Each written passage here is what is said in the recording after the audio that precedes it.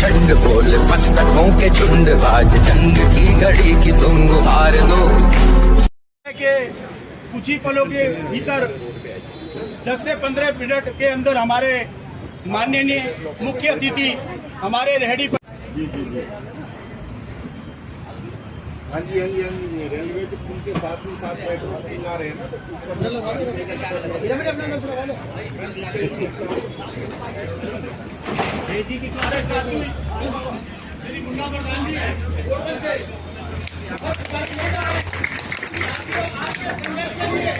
एक बार बिहार जयंती में हवा खाया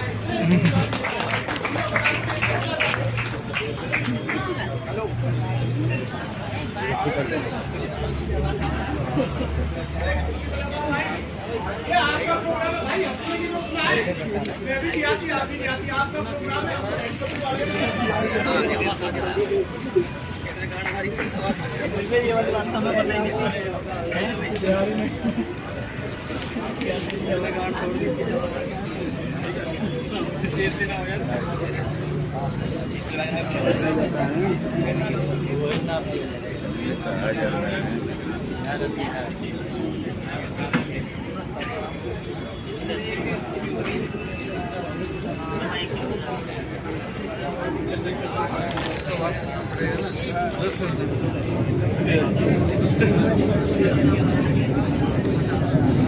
साथियों, अभी सूचना मिली है कि जो हमारे प्रभारी हैं उनके साथ 3-4 विदेशी मेहमान भी हमारे बीच में आ रहे हैं और वो किस प्रकार हम अपना व्यवसाय चला रहे हैं रेहड़ी पटरी में, वो इसका अध्ययन करेंगे इस बात का।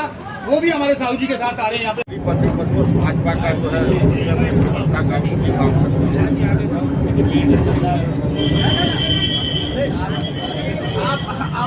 कि मंच पे थे तो इनका लौंग लता खाते थे हम लोग।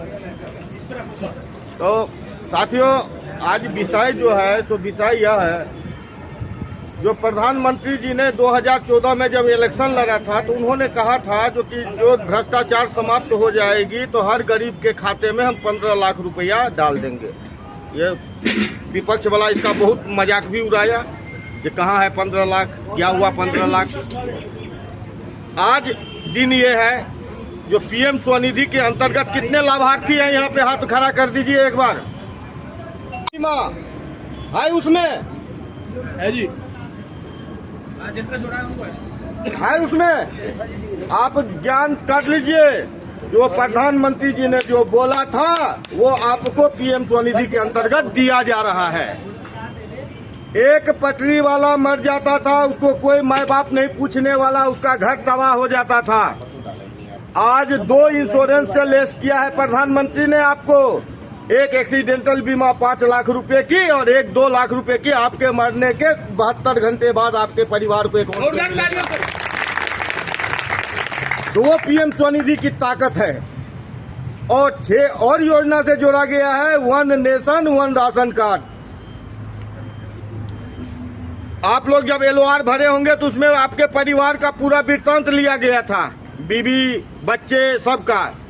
तो उसमें लेडीजों महिलाओं के लिए, जो महिला आपके घर के वो प्रेग्नेंट हो जाएगी तो 9 महीना तक न्यूट्रिशन जो आहार खाएगी, जो बच्चा पौष्टिक पैदा हो, वो भी मोदी जी आपका खर्चा उठाएंगे। उसी LOR में लिखा हुआ है, उसी में लेस किया गया है। तो आप लोग ये सोचिए जो कि वो 15 लाख रुपए आपको वापसी आ रहा है कि नहीं आ रहा है, जो बोले थे मोदी जी। आ रहा है ना। 10,000 से 20,000 हुआ, 20,000 से 50,000 हुआ, 50,000 से सीधा 5 लाख रुपया तक अब आ रहा है लोन का। कल तक बैंक आपको अपने दरवाजा पे घुसने नहीं देता था। गार्ड कहता था लोन लेने आया है, यहाँ पे रेहड़ी पटरी वाले के लिए कोई लोन नहीं है, चलो यहाँ से। अब बैंक मैनेजर भी सम्मान पूर्वक बुला करके कहता है रेहड़ी पटरी वाला लोन लेने आए हो, आओ हमारे ब्रांच में। अभी विज्ञान भवन में कार्यक्रम हुआ था, उसमें यहाँ पे कुछ साथी हमारे गए होंगे जो उपस्थित होंगे। वहाँ पे क्या हुआ, वहाँ पे यही हुआ जो स्टेट बैंक का चेयरमैन आकर के बोला। हमारे बीच में सराय काले खां से श्री रामचंद्र जी हमारे बीच में TBC मेंबर भी हैं, जुझारू नेता। और बहुत संघर्ष किया है, बहुत ज्यादा संघर्ष किया है। मैं इनकी संघर्ष को दाद देता हूँ और स्वागत करता हूँ। श्री रामचंद्र जी, जय हिंद, भारत माता की, भारत माता की, नरेंद्र मोदी जी जिंदाबाद, नरेंद्र मोदी जी जिंदाबाद, भारतीय जनता पार्टी जिंदाबाद, भारतीय जनता पार्टी जिंदाबाद। आजादी के 75वां अमृत महोत्सव मनाया जा रहा है देश में। आज तक कोई प्रधानमंत्री आपको इतना बड़ा कागज का टुकड़ा नहीं दिया था। कोई भी प्रधानमंत्री, चाहे भाजपा का हो या बिना गैर भाजपा का हो या कांग्रेसी हो, कोई भी हो, लेकिन प्रथम अगर कोई प्रधानमंत्री, यशस्वी प्रधानमंत्री अगर कोई भी चीज हमारे लिए लेकर के आया तो जो उन्होंने बोला है वो सब कुछ करके आपको दे रहा है। आपका पीएम आवास योजना में जोड़ रहा है जिसमें 2,75,000 रुपया आएगा। आयुष्मान योजना में जोड़ रहा है जिसमें दिल्ली सरकार ने ये लागू नहीं किया है।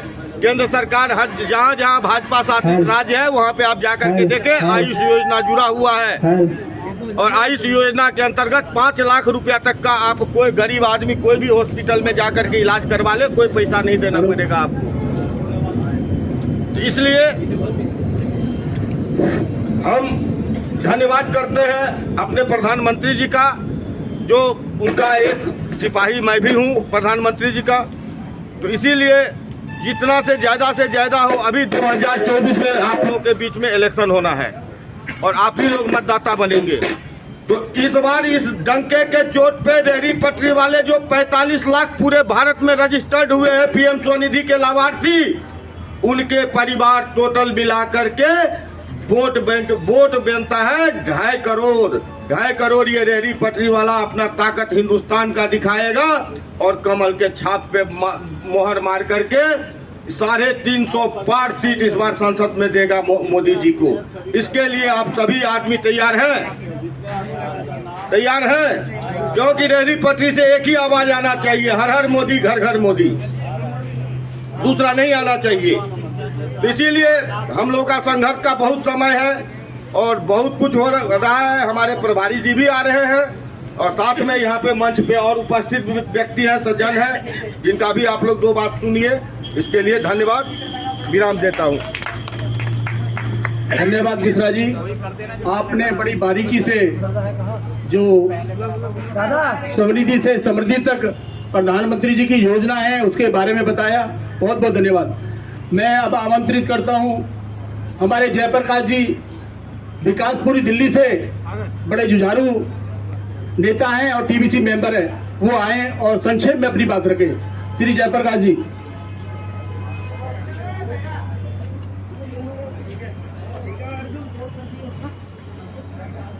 नमस्कार साथियों, सलाम वालेकुम, सत श्री अकाल। मैं Jayprakash, Vikaspuri town vending committee सदस्य। पीएम स्वनिधि जो थी ये बहुत महत्वपूर्ण है। ये जो लाभार्थी अपने रेहड़ी पटरी वालों के लिए जो प्रधानमंत्री जी ने योजना लाया, बहुत ही अच्छी योजना थी। हम जब जाते थे पीएम स्वनिधि भरने के लिए तो उसमें आधार कार्ड, बैंक की पासबुक और मोबाइल नंबर होते थे। तो लोग बाग कई तो हमारे रेहड़ी पटरी वाले डरते थे कि हमारा बैंक से ही खाली ना हो जाए पैसा। हमने उनको बहुत समझाया कि भाई ये सरकार की तरफ से ही है। उस टाइम कोरोना काल भी चल रहा था, लोग वैसे ही डरे हुए थे। उसके बाद कई बंदे तैयार भी हुए तो फिर कहने लगे कि हम तो अपना बैंक की पासबुक नहीं देंगे, तो वो बेचारे रह भी गए। और दूसरी समस्या आई थी जब सर्वे हो रहे थे, शुरू में नया स्टार्टिंग हुआ था सर्वे के लिए, उसमें भी कई बंदे कहने लगे कि हम अपना बैंक की पासबुक नहीं देंगे। जो अपने पुराने बंदे बैठे हुए थे 10 साल 20 साल 30 साल जो काम करते थे, तो हम कहते भैया सर्वे करने आए हुए हैं, तो कहते थे इतने साल से आज तो कुछ हुआ ही नहीं, अब क्या होगा। वो रह जाते थे। और सबको पता है कि वो दिन तारीख एक दिन फिक्स होती थी कि आज हमें इस वार्ड में जाना है। उनसे कहते थे कि 1 घंटे पहले हम जाके बता भी देते थे कि हम आ रहे हैं सर्वे करने, फिर भी कहते थे कल आना। जो आजकल के बैठे हुए होते थे उनसे कहते थे कि भाई आज सर्वे करना है और ये डॉक्यूमेंट्स लग रहे हो, फटाफट पता नहीं कहीं से जुगाड़ करके 10-15 मिनट में तैयार हो जाते थे। उनके तो हो गए, और जितने हमारे पुराने भाई रह गए उनके लिए तो रह गए वो, और आज पछता रहे जिनको सीओबी नहीं मिली है। हम तो यही कहेंगे कि हमारे रेहड़ी पटरी में एकता बनाई जाए। अनंत साहू जी आए हुए हैं, हमारे इस काम को अपने हैंडल कर रहे हैं, उनके कंधे से कंधा मिलाकर इनको साथ दिया जाए। और अभी आए नहीं है, मैं बता रहा हूँ, रेहड़ी पटरी पे अभी वही काम कर रहे हैं अनंत साहू जी, तो उनको ही जो है ज़्यादा ज़्यादा सपोर्ट करी जाए और एकजुटता दिखाया जाए। हमारी रेहड़ी पटरी एकता जिंदाबाद होगी और जिंदाबाद रहेगी। रेहड़ी पटरी एकता, मजदूर भाई एकता। जी के बारे में सोनी जी क्या है और सारा विस्तार से इन्होंने बताया। तो मैं तो यही चाहूँगा सर कि सभी लोग, हमारे आनंद साहू जी जो प्रभारी रेहड़ी पटरी के हैं, बहुत से लोग नहीं जानते हैं, लेकिन जब जगह जगह कार्यक्रम हो रहे हैं तो लोग जान भी रहे हैं। आनंद साहू जी एक वो है, नाम है जो हमारे कहा जाता है गरीबों के मसीहा। वो नाम आनंद साहू जी का है जो गरीबों के लिए हर समय 24 घंटे सेवा में बिल्कुल लगे रहते हैं। मैं अपने बारे में थोड़ा सा बताना चाहूँगा कि सराय कालेखा में जब हमारे साथ घटना घटी थी, हमारी पटरी को उजाड़ दिया गया था और हम बहुत जगह गए। हमारे यहाँ सबसे बड़ी विडंबना ये है कि 3 पार्टियों की नेता वहाँ जीत के आए हुए हैं।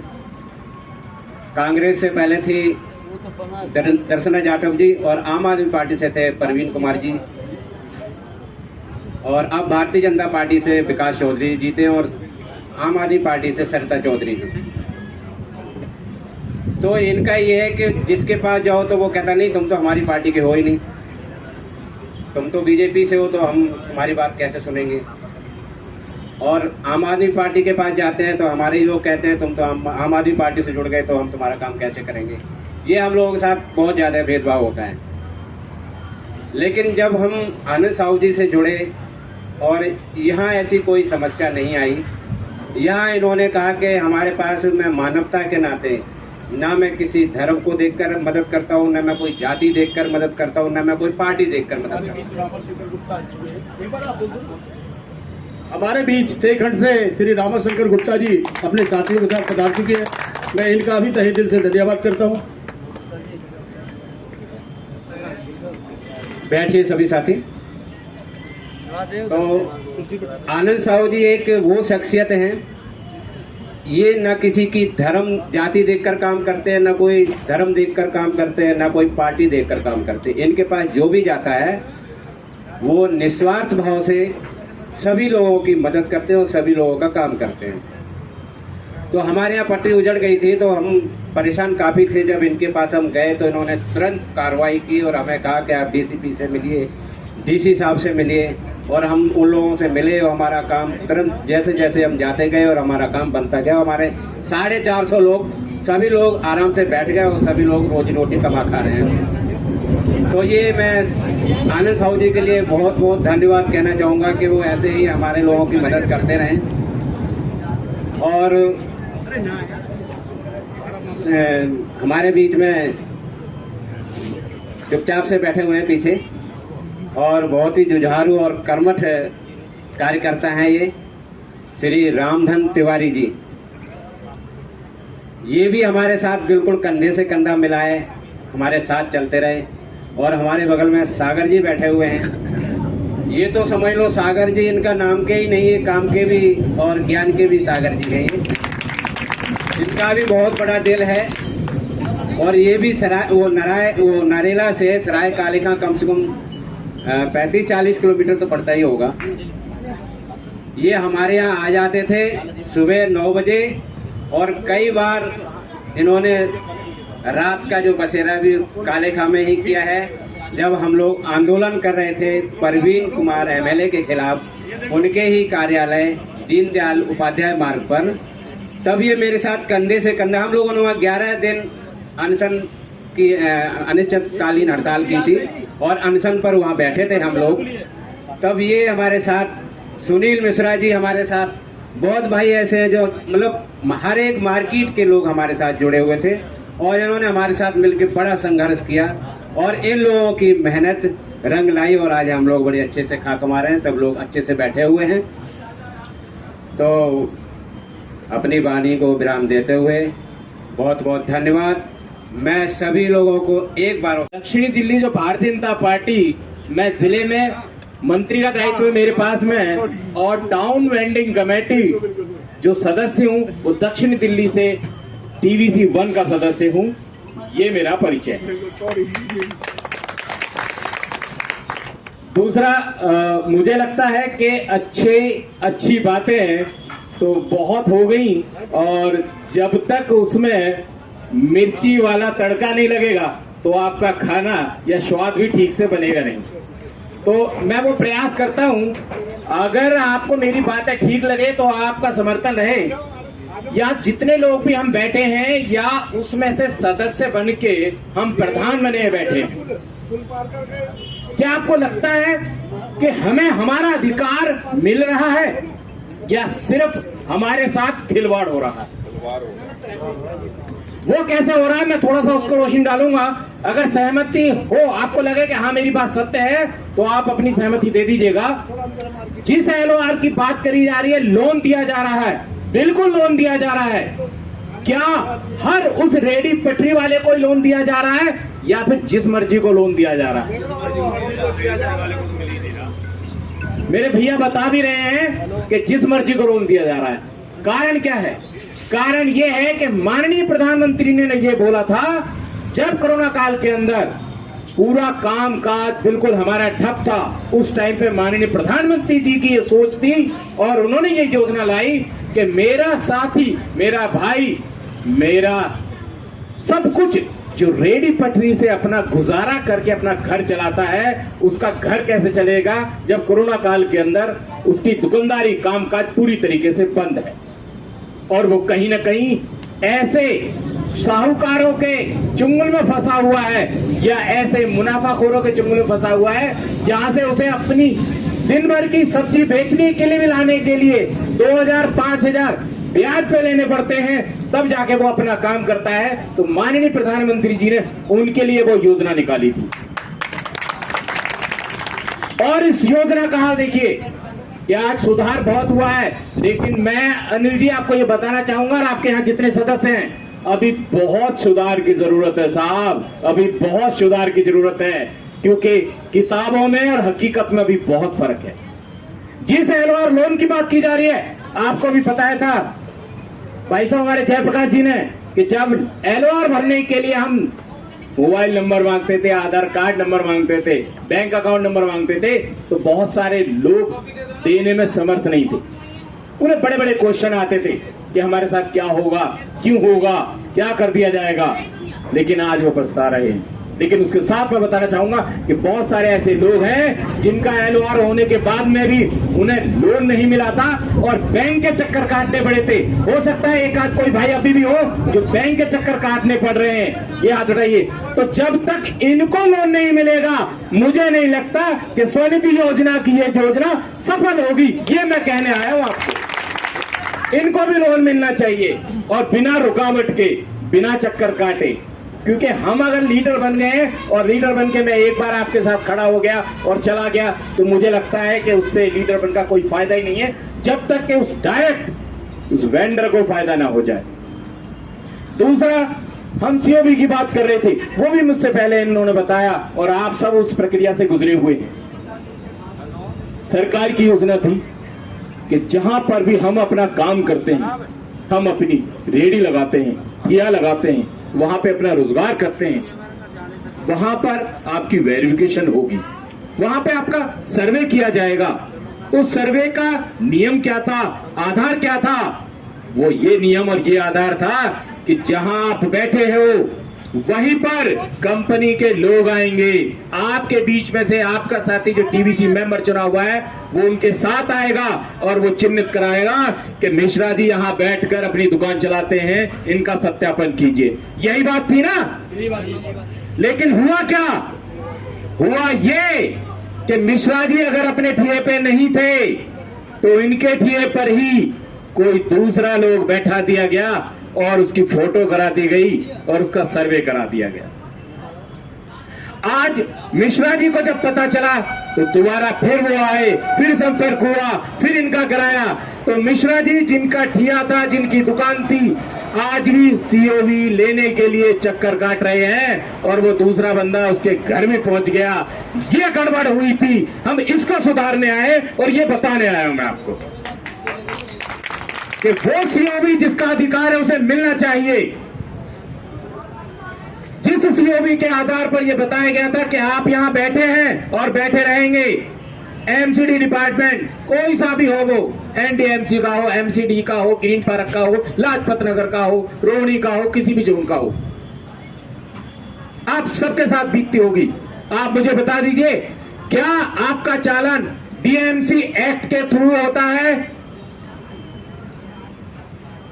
एमसीडी आज चालान कैसे कर रही है? आज चालान वो उसी आधार पर अपनी मनमानी से कर रही है जहां एक रेडी का आपसे 3,000 रुपए, 4,000 रुपए आपका चालान है, जबकि कानून में जो लिखा हुआ है उसमें आपके 50 रुपए से ज्यादा आप चालान नहीं कर सकते, 24 घंटे से ज्यादा आप सामान को होल्ड नहीं कर सकते।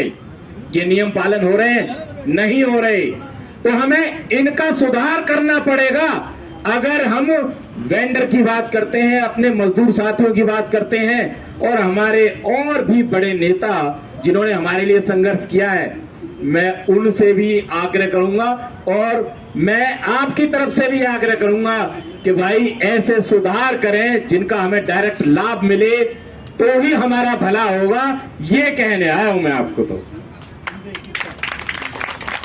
भाई जब तक हमें उसके आधार पर नहीं चलेंगे, वो कानून लागू नहीं होंगे, तो हमारा क्या फायदा है? आप देख लीजिए कि सीओवी वालों को भी यहां इस मार्केट को अगर मैं छोड़ दूं तो यहां के अलावा भी और बहुत सारे लोग हैं जो हम इधर बाहर कहीं भी जाते होंगे, या सदस्य जो लोग बैठे हैं इनके ठिया भी अलग अलग होंगे, जैसे मेरा खुद का ठिया भी दूसरी जगह है। क्या हमारे सीओवी सर्टिफिकेट मिलने के बाद में एमसीडी वाले हमारा सामान नहीं उठा रहे? उठा रहे हैं जी, मेरी जानकारी में जितना है उठा रहे हैं, और उनका सामान उठाना तुरंत बंद होना चाहिए, ये बात लागू हो।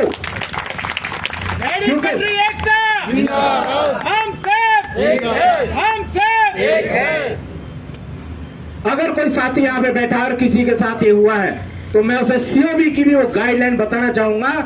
जिस सीओबी को आधार मानकर एमसीडी डिपार्टमेंट हमारा सामान उठाता है तो वो आपके 11 नंबर पे जो पॉइंट है जिसमें लिखा हुआ है मोबाइल वेंडर टीवीसी द्वारा अधिकृत वेंडिंग जोन में 30 मिनट से ज्यादा नहीं ठहर सकता, इसका हवाला देके आपका सामान उठाया जाता है। मैं ठीक बोल रहा हूं ना?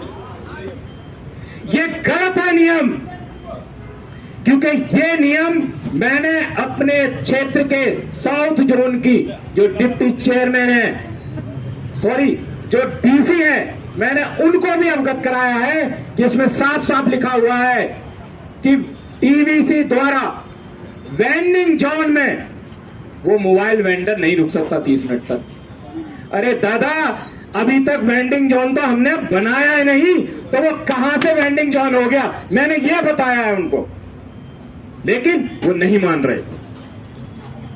वो वेंडिंग जोन है ही नहीं जिसका वो हवाला दे रहे हैं। हम तो स्थायी बैठे हुए हैं। सर्वे होने से पहले भी हमारा स्थायी जिस जगह पे था उसी जगह पे सर्वे हुआ था। यही हुआ था मिश्रा जी? बिल्कुल यही हुआ था। और उसमें लोकेशन की जो बात हुई थी, आपके सीओबी में लोकेशन दी ही नहीं गई है। हमारे साथ छल हुआ है, धोखा हुआ है, और इन सरकारों ने सिर्फ लीपापोती करी है। आज अगर आपका, मेरा, भाई साहब का, मिश्रा जी का अगर लोकेशन होती तो उस लोकेशन पर जाइए ना आप। आज आप डिपार्टमेंट के पास में जाते हो तो वो कहते हैं आप 153 वार्ड के हो, 154 वार्ड के हो, अब 154 वार्ड में घूमते रहो। जयप्रकाश जी का 163 वार्ड में, अब 163 वार्ड में जब कंप्लेंट लेके जाते हैं वो कहते हैं तुम्हारी लोकेशन तो है ही नहीं। अरे भैया, लोकेशन के तुम हम डालेंगे? लोकेशन तो पहले डलनी थी, तुमने उसमें गड़बड़ी करी है। तो मैं अब ये कहना चाहता हूं, और अपने शीर्ष नेतृत्व भी, भाई अगर हम सदस्य हैं, हमने खूब आवाज उठाई है, और हमारी आवाज जो है वो अभी तक सुनाई नहीं दे रही डिपार्टमेंट को। तो या तो हमें ऐसा लग रहा है कि आप सब भी जब सदस्य साथ में आ जाएं, और या फिर हमारे शीर्ष नेतृत्व जो हमारी भी अगुवाई करते हैं, मैं उनसे आग्रह करूंगा कि डिपार्टमेंट को जो ये सीओबी की खामियां बताकर हम पे थोपी जा रही है, हमारे साथ धोखा हो रहा है, इसे तुरंत ठीक करा जाए और हमें स्थायी सर्टिफिकेट दिया जाए। जिनके सर्वे रह गए हैं वो किसी भी कारण से, वो अपने गांव गए थे, हारी थी, बीमारी थी, दुकान पे नहीं थे, उनके तुरंत सर्वे हों। और दूसरी बात एक और बड़ी प्रमुख है, कई बार एक बात निकल के आती है जो भाई साहब जयप्रकाश जी ने बताई थी कि हम उस वेंडर की कैटेगरी को कैसे छांटेंगे या कैसे डिसाइड करेंगे। ये मेरा पर्सनल सुझाव है और मैं डिपार्टमेंट को दे चुका हूं। आपको लगता है तो आपकी भी इसमें रजामंदी सहमति चाहूंगा कि एक व्यक्ति जो 30 साल से बैठा है, एक व्यक्ति जो 30 साल से बैठा है, उसको भी आप ये जो अस्थायी है, अभी सिर्फ टेम्परेरी सीओबी है, उसको भी वही सीओबी दिया जा रहा है, और अगले 3 महीने पहले जो बैठा है उसको भी आप वही दे रहे हो। तो इसका मतलब कहीं ना कहीं आप उसके साथ गलत कर रहे हो या नहीं कर रहे। उसके समाधान के लिए एक प्रस्ताव है, एक सुझाव है जो डिपार्टमेंट को हमने दिया है कि भाई इसमें आप कैटेगरी सेट कर दें। जो व्यक्ति 92 में तयबजारी के लिए जिन्होंने फॉर्म भरे थे, उनकी तयबजारी नहीं आई, लेकिन तब से वो ठिया लगा रहे हैं, और 2014 जब तक ये एक्ट बना है तब तक के लिए आप 1 नंबर की एक कैटेगरी रखें और उनको प्राथमिकता दें कि ये पुराना व्यक्ति है। ऐसे मेरे सुझाव है। 14 से लेकर 19 तक जब ये चुनाव हुए, टाउन वेंडिंग कमेटी का गठन हुआ, तब तक के लिए आप दूसरी कैटेगरी रखें, और उसके बाद में आप करंट में आज 23 तक के लिए आप तीसरी कैटेगरी रखें। इस कैटेगरी में डालकर आप उनको सीओबी दें, और जिनको सीओबी दिया जा रहे हैं उन्हें कतई न छेड़ा जाए। हाँ, जिस बात का सहारा लेते हैं इंक्रोचमेंट, यानी आपने अनुमानित जो आपको जगह दी गई है उससे ज्यादा घेर रखी है, आप बिल्कुल इस पर एक्शन लें। आप स्वतंत्र हो, टीबीसी मेंबर भी, और मुझे ऐसा लगता है कि हमारा वेंडर भी उस डिपार्टमेंट में उस बात के लिए उनके साथ रहेगा कि हमने अगर ज्यादा जगह घेर रखी है तो हम स्वयं से खाली कर देंगे, लेकिन हमारी जगह को हमसे न छीना जाए, और जब तक हमें कंफर्म सर्टिफिकेट नहीं दिया जाए तब तक हमें न हटाया जाए। जय हिंद, जय भारत। हमारे बड़े औसी वक्ता हैं उमदेश गुप्ता जी, बड़ी बारीकियों से क्या हमारे बीच में समस्याएं आती हैं हमारे लिए, और किस प्रकार टैडी पटरी वालों का जो समस्या है वो हल हो सकती है, उस बिंदुओं पे बात कर रहे थे। मैं भाई साहब का तहे दिल से बहुत बहुत धन्यवाद करता हूं। साथियों, अभी कुछ ही पल के बीच में हमारे जो रेहड़ी पटरी प्रकोष्ठ के प्रभारी हैं श्री आनंद साहू जी हमारे बीच में होंगे। अभी फोन आया मेरे पे, नीचे ही वो पहुंचने वाले हैं, और जब वो हमारे बीच में आए तो जोरदार तालियों से उन पर लगे। रेहड़ी पटरी के तमाम जगह से मेरे समझ में तो आ रहा है पटरी लगाने वाले कम है और लीडर ज्यादा है।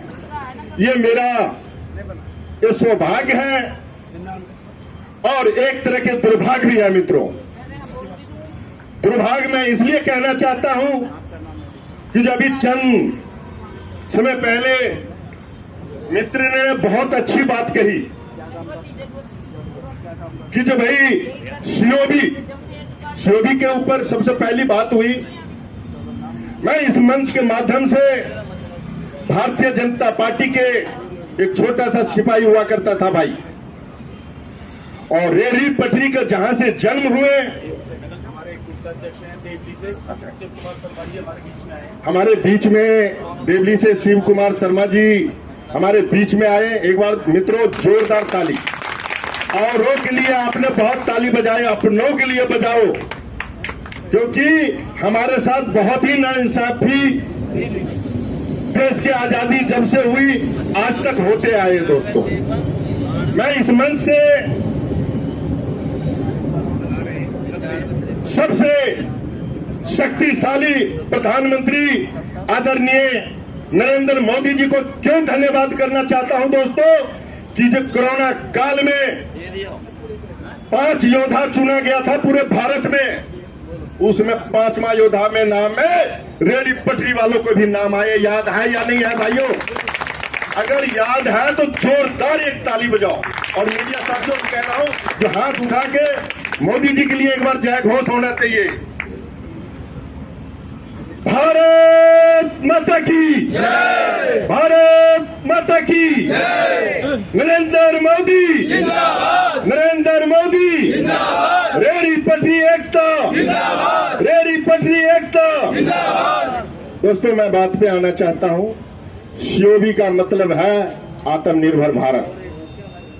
दबे कुचले देश के प्रधानमंत्री जी ने सीधा जब आपको 5वां सिपाही बनाए तो उसने सोचा, मुझे याद है मैं पूरी बात कहूंगा ना तो 1 घंटा लग जाएंगे, और इसमें ये जितने भी हमारे जो साथी हैं पुराने सभी को जानकारी है। थोड़ा थोड़ा संक्षेप में सभी बोल, लेकिन संक्षेप में मैं एक सिर्फ सीओबी के ऊपर कहना चाहता हूं। 70 साल के दरमियान में कितने प्रधानमंत्री आए हैं मित्रों, याद है हम आपको? कम से कम 20 से 25। लेकिन पहला व्यक्ति अटल बिहारी वाजपेयी जी थे जो उसने सीधा कानून के बात की, हक का। जब आपके पास लाइसेंस होगा मित्रों तभी आप कहोगे कि जो भाई मैं ड्राइवर हूं। तो भारत के स्वर्गीय प्रधानमंत्री जी ने हम लोगों को भारत के जनसंख्या के हिसाब से 2.5% रेहड़ी पटरी वालों के लिए मौलिक अधिकार दिए हैं। समझे? अगर हम 1000 आदमी नेशनल, इंटरनेशनल नहीं नेशनल, यानी भारत का जो संविधान है, संविधान में संशोधन करके हम लोगों को वह हक दिया है। वह हक को बढ़ा किसने? आदरणीय नित्यानंद राय जी। और उसमें हमारे कैबिनेट के काफी लोग थे। रेहड़ी पटरी वालों के साथ जो धोखा हुए, उस धोखा को उजागर भारत सरकार के संज्ञान में दे दिया गया है। आप लोगों को घबराने की जरूरत नहीं है, घबराने की जरूरत नहीं है। हम लोग को जागरूक होने की जरूरत है। भाई साहब ने बहुत अच्छी बात कहा कि भाई दूसरे इस लाभ योजना का लाभ ले रहे हैं, तो अगर आप नहीं लोगे तो दूसरा तो लेगा मित्रों। ये जिम्मेवारी किसकी है? हमारे एरिया का प्रधान का। ये जिम्मेवारी किसकी है? टाउन बैंडिंग कमेटी किस लिए बनाया गया मित्रों? कि जो हमारे समस्या को समाधान करे। भारत सरकार के कानून में 60% अधिकारी आप लोग हैं, लेकिन भारत माता की हमारे बीच में आदरणीय कर्मठ जुझारू नेता आदरणीय आनंद साहू जी, जो रेहड़ी पटरी साप्ताहिक 2003 का भारतीय जनता पार्टी का प्रभारी है दोस्तों।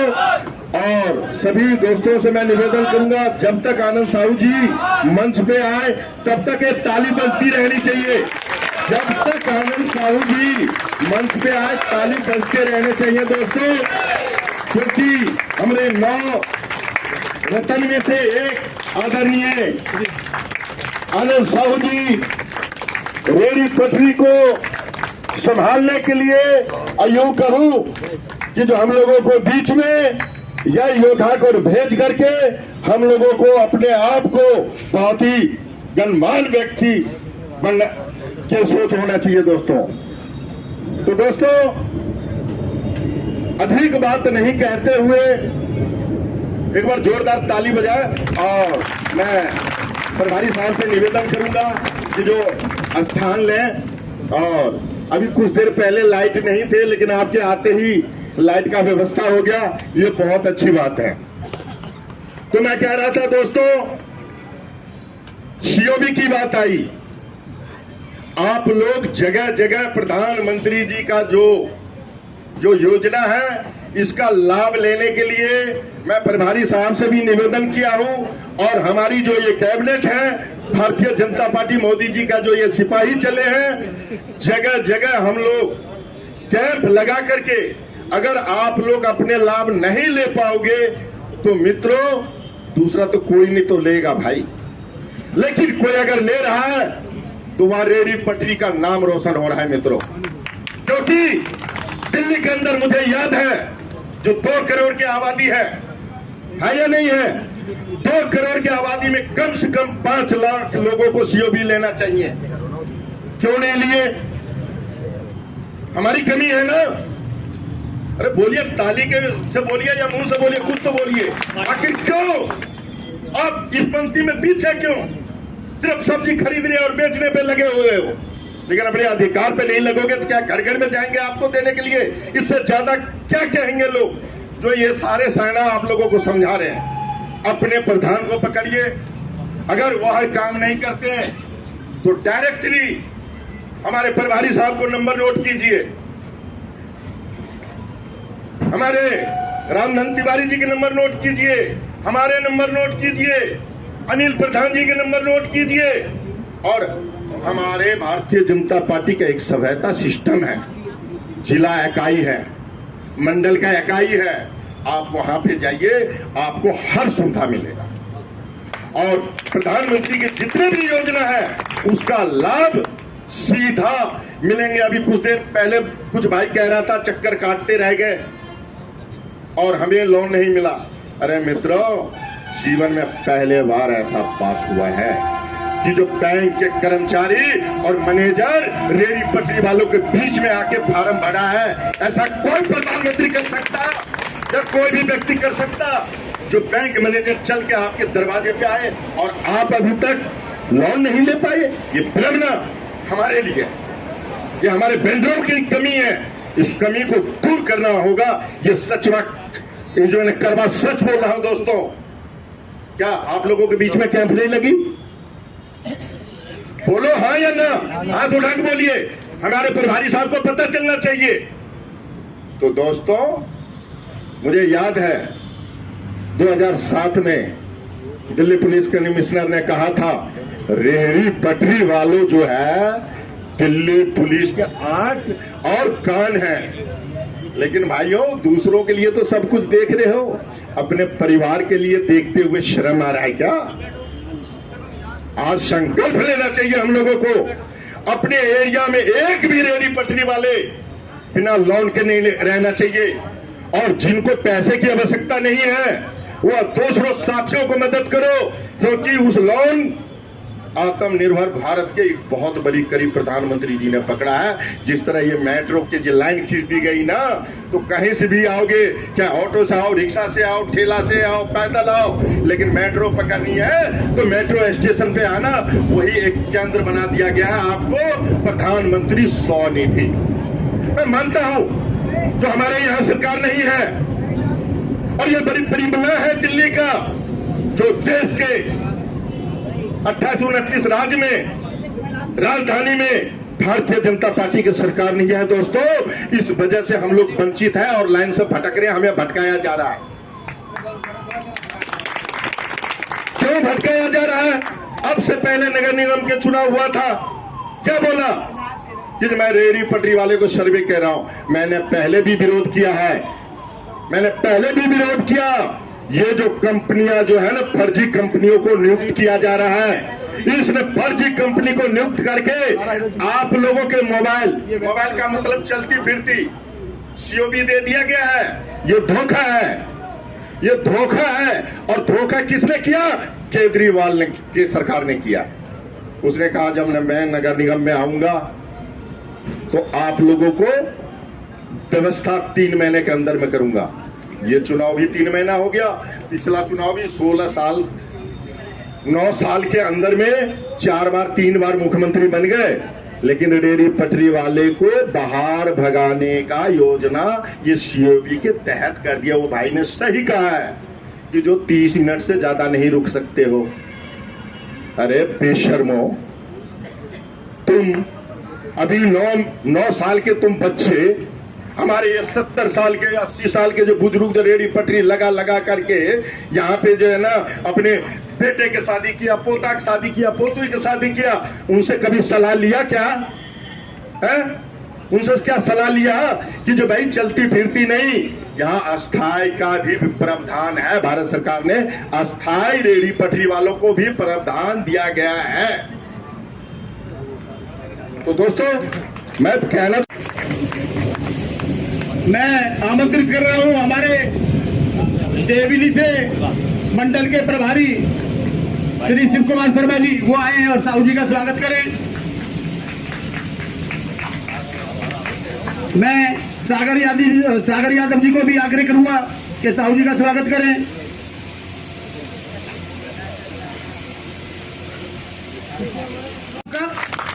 और मैं धन्यवाद करता हूं माननीय हमारे प्रभारी, दिल्ली प्रदेश के प्रभारी श्री आनंद साहू जी का, वो हमारे बीच में आए, हमारा मार्गदर्शन किया।